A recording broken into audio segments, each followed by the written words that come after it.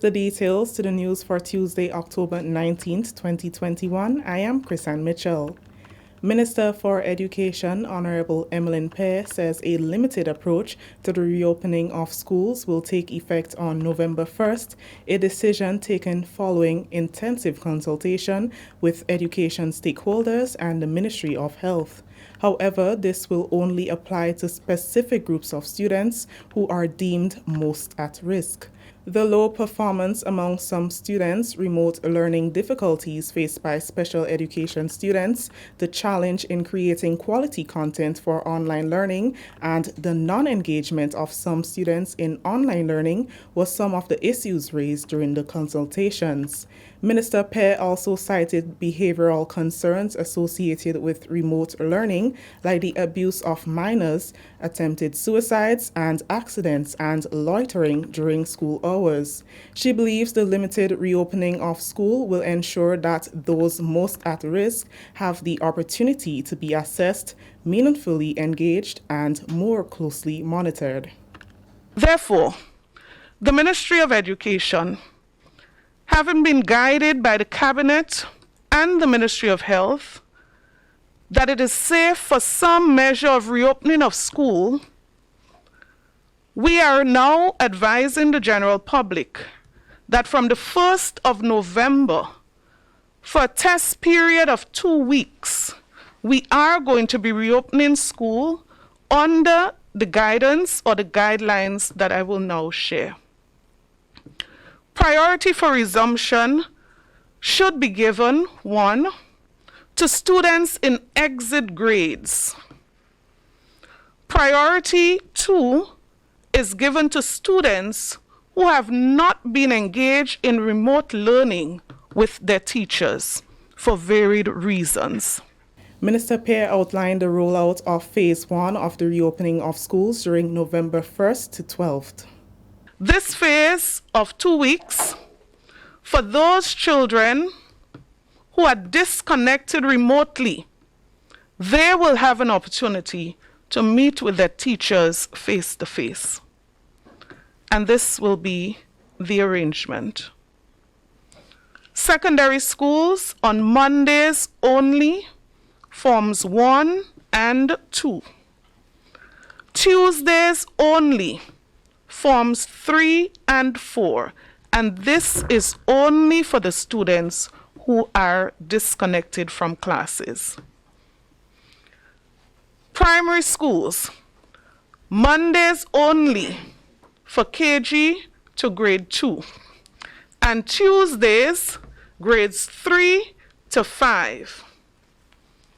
4+ students, Wednesdays to Fridays.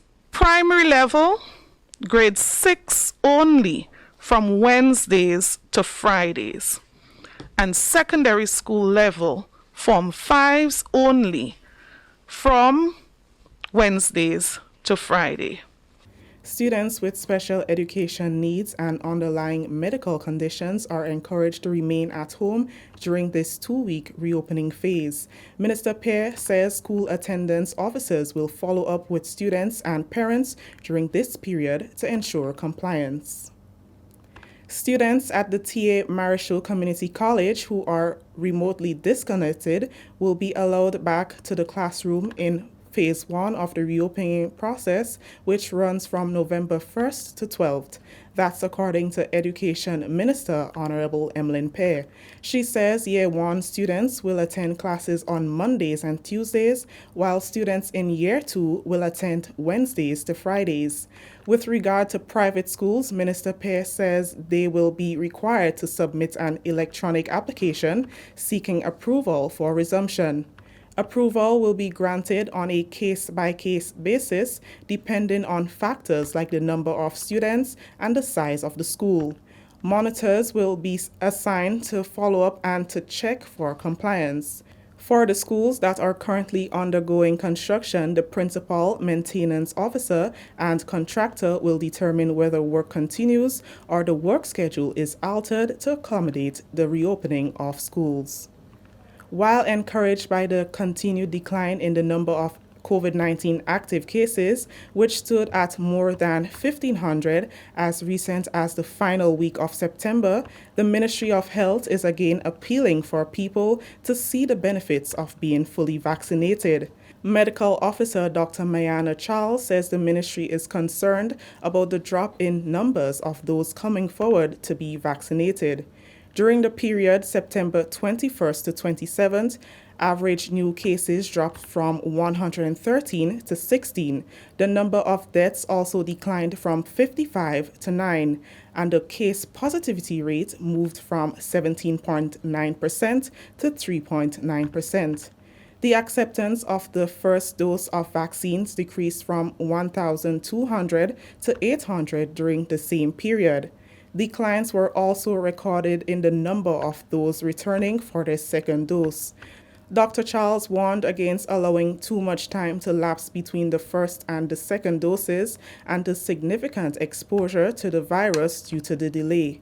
She encouraged Grenadians to take the 2 doses of vaccines to be fully immunized against COVID-19.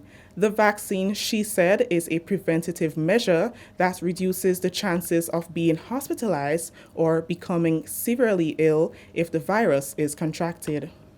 Your level of immunity or protection is not significant because you only receive 1 dose of the vaccine. So during that time, you're still exposing yourself quite significantly, right? And I would say if you're going to do something, do it all the way. Because let's say you receive 1 dose, and this is hypothetical numbers. Let's say 1 dose gives you 40% protection, right? For that entire 35 days, you're walking around with 40% protection, right? And let's say the 2 dose ramps up your protection to 80%, right? There is no decrease in efficacy, but there will be a delay in that time period when you have reduced protection and so continued exposure. This is the National Report. The news will continue after the break. Let's get tough on breed larceny. It will destroy our economy. Larceny threatens our food security. Can hurt us locally, hurt us globally. To all the buyers, ask for license from all produce sellers. To all the people, call 300 for police for them thieving fellas. To all the farmers, please don't steal produce from your brother. Then you sell it to traffickers, hotels and street vendors. Nah, man. Let's do all we can to stop breed larceny. New vigilance, new laws, and a tough judiciary. Stop Grenada's organized business crime. It's time. To report breed larceny, call 300. Welcome back. Cabinet has approved the immediate reopening of churches following recommendations put forward by church leaders and organizations after several rounds of consultation with the Ministry of Religious Affairs. While previous regulations mandated that churches accommodate a maximum of 20 persons, they are now allowed to provide accommodation for more once the stipulated protocols can be maintained. Churches will reopen with immediate effect, with their full numbers as far as 6 feet physical distancing allows. So this is the new recommendation that has been reviewed, and this is the government's position that based on the feedback from the Ministry of Health, the technical officers, and this current status as it relates to COVID-19, that we can approve this. Religious Affairs Minister Honorable Emmeline Pear.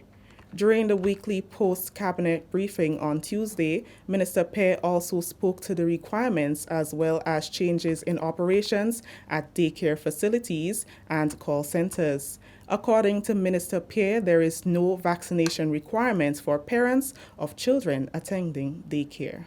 All of these facilities would make special arrangements to ensure that these persons do not enter the facility and that there is care and protection in the manner in which students or children are dropped off and picked up.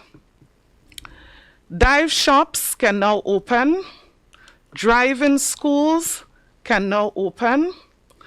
Call centers opening with mandate for employers and employees to present vaccination status to operate and to work.